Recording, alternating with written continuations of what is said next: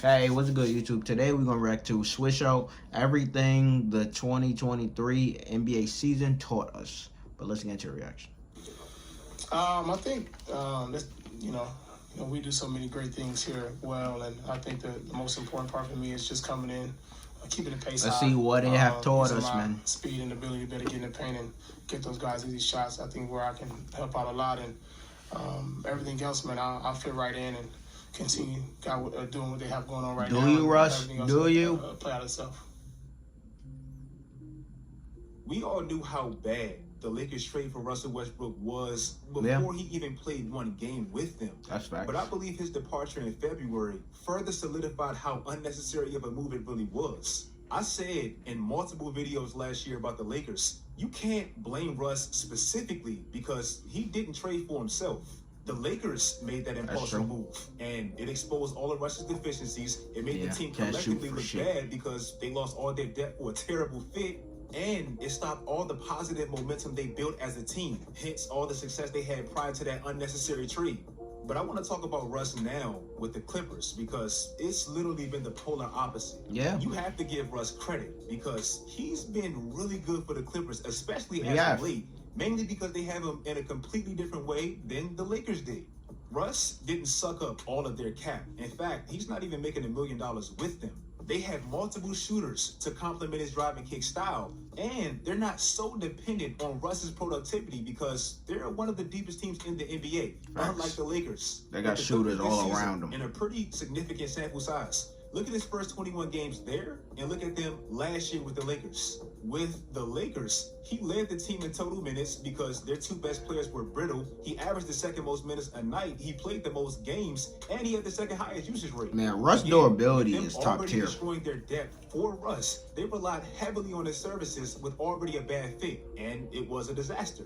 With the Clippers, he's 5th in usage rate. They don't really need him to play as many minutes, and they use him effectively in spurts, especially when they were whole. But even with that being the case, I don't want to poo-poo what Russ has been doing because he's actually been best for him when needed most after Paul George got hurt. Since PG went down, they've asked more from Russ, and he simply produced. They have one of the best records in the league since Paul's injury, in which they've needed all of those wins. Maybe except that last one, I ain't gonna lie. When Paul George went down, literally 2 games separated the Clippers at that time as the 5th seed from the 10th seed, so they really couldn't lose any games. And if you want to know how important Russ has really been for the Clippers, just listen to all of these facts. Before Russ joined the team, they were one of the slowest teams in the league.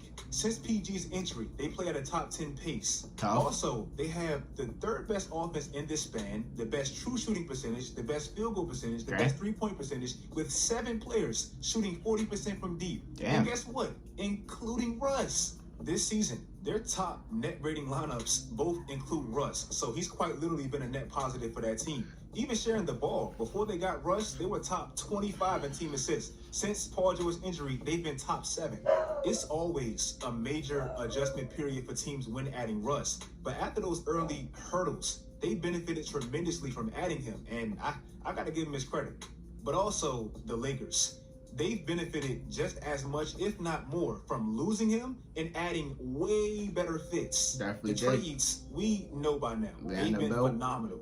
D'Lo, he's been extremely efficient for him, and he's been a really good shot creator for his teammates. Jared Vanderbilt and Anthony Davis, they're both top 5 in individual defensive rating since the trade. The Lakers have the best defensive rating in the conference since the trade, and with the spacing they added, they've risen significantly as a shooting team. So the trades, they've been incredible. But to me, most importantly, with Russell Westbrook gone and LeBron's injuries and even D'Lo being in and out, they got to see the true full potential of Austin Reeves. Since March 1st, Austin Reeves been him. Y'all saw him after the Grizzlies game 1. He's him. He said he's him. In fact, since March 1st, a 20-game sample size for him, by the way. Look who's been the most efficient scorer with his point per game averages or more. True shooting, tough. That's actually insane. At the time of the trade deadline, the Lakers. But let's see if he keep it up throughout the playoffs. 5 games below 500 and on pace to win 37 games. Since the trade deadline, they have the best record in the conference, the best defense in the conference. They made the highest play-in seeding, And Rob, he gave LeBron a chance at his 5th championship. He gave him a chance. The Atlanta Hawks may really be the most mid-average team in NBA the Hawks history. suck. Like, dead ass. The trade for DeJounte Murray looks bad only because you gave up 3 picks and a swap for him, and the team didn't get better at all, and your best player regressed. Nope. I'll compare this trade to the Cleveland Donovan Mitchell trade, only because it feels the exact same in theory. You pair your point guard with another ball handler in the backcourt in hopes that he will better the offense collectively, but most importantly, create better looks and efficiencies for your point guard. Look at Cleveland and Darius Garland, and look at Atlanta and Trae Young. Even with the presence of Murray, Trae really hasn't developed into that off-ball player that people thought he possibly could. And he went from having career highs and efficiencies last year to having his worst since his rookie season this year. And when I say this team is mid, I mean they're mid in every single way you possibly can be mid. 500 total record, 500 versus the East, 500 versus the West, mid and point difference. Damn, they literally like in the middle. They literally mid. Like, that's they don't crazy. do anything above average besides score, but they're so bad defensively that it actually offsets. They score some of the most points per game. Mainly because of Trae 18 Young. points a night. But they also give up some of the most points per game. 118 points per game. And also, with how improved the East has become, especially at the top, the Murray trade looks bad because it didn't make them any better. And financially, it's a disaster. Think about it like this. Bro, they need to blow it up, season, man. You still have 4 more years. Trae Young somewhere. I don't know. Massive deal. 3 more years of Josh Collins on what looks to be an overpaid contract. Definitely 2 more years of overpaid. Clint Capella, and 4 more years of DeAndre Hunter on that sizable deal. Damn. And you still have to pay DeJounte Murray after next year.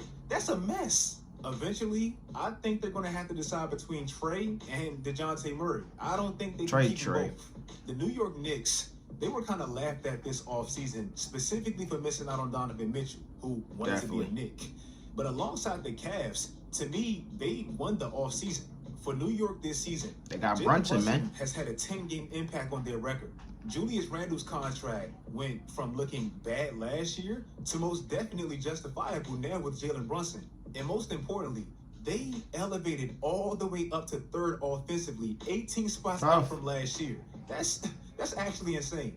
Jalen Brunson has the 4th most clutch points this season, above D. Mitch. And he may be on the most team-friendly contract, maybe in the sport. This year, Jalen Brunson is in the 50s in annual salaries. Next year, he'll be 49th for a team that already has some pretty bad deals, if you ask me. Evan Fournier, RJ. Oh, they do got Evan Fournier. Damn. They needed a team-friendly deal like Brunson, and he's already outplaying the contract he's on. I guess we'll really see who won the offseason in the 1st round, but Jalen Brunson was a bigger pickup than anybody thought he'd be. Facts. Especially the Mavericks. And lastly, I know the Mavs kicking themselves in the ass trade, right now. It was a win-win. I told y'all, and some people disagreed in the comments. Definitely was a win-win. I didn't think Brooklyn got fleeced because they got back valuable pieces and assets given that terrible situation they were in. For KD, a mega superstar averaging 29 points a night, and he's Mikal Bridges looking like him. Brooklyn got back the exact opposite of KD injury-wise. He's younger, he's one of the best two-way players in the league, and he's probably taking the biggest leap offensively this season. Facts. Bro, I love Kevin Durant. Like, if y'all didn't know, he's one of my favorite players in the league. But in his 3.5 years with Brooklyn, do you know the most amount of consecutive games played he's had with Brooklyn? 27 games. Obviously, he was great in those games. Mikal Bridges, he's an Iron Man, so he's gonna play every game, bro. For Brooklyn, and he's missed 151. And Mikal Bridges 2 months with the Brooklyn Nets, and I know that last one was cheap because he only played 4 seconds to keep his streak going, but it still technically stands. Yeah. You know the most consecutive games he's played for the Brooklyn Nets? 27 games, just like Kevin Durant. Damn. I know Mikal isn't KD, like literally nobody is. But since being a Net, he's averaged an efficient 27 points a night. The Nets, they were able to hold on to a secure playoff spot post-KD trade. Cam Johnson is averaging his career high in points with the Nets. And kind of like Jalen Brunson, Mikal is on a pretty team-friendly deal, giving his services on both sides. But they need to play my man Cam Thomas, Brooklyn, bro. They know they messed up by getting Ben Simmons. Like, he's probably on the worst contract in the sport. But at least with Mikal, you get what Ben was supposed to bring you defensively in a scorer's body. Also, That is we true. had 4 of the Suns' picks and a swap, so that helps. Again, given that mess of a situation they stood in 3 months ago, the Nets came out pretty good, if you ask me. Yeah, If you guys they like did. this video, if you made it this far, comment something this season proved to you, something that you learned by just watching this season. These are just my thoughts. Turn on my post notifications, follow my social media sites for all of my live reactions for the playoffs, all that great stuff.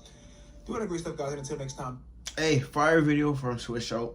But like, comment, subscribe, suggest anything else you want to react to, down below in the comments. But check out in the next one.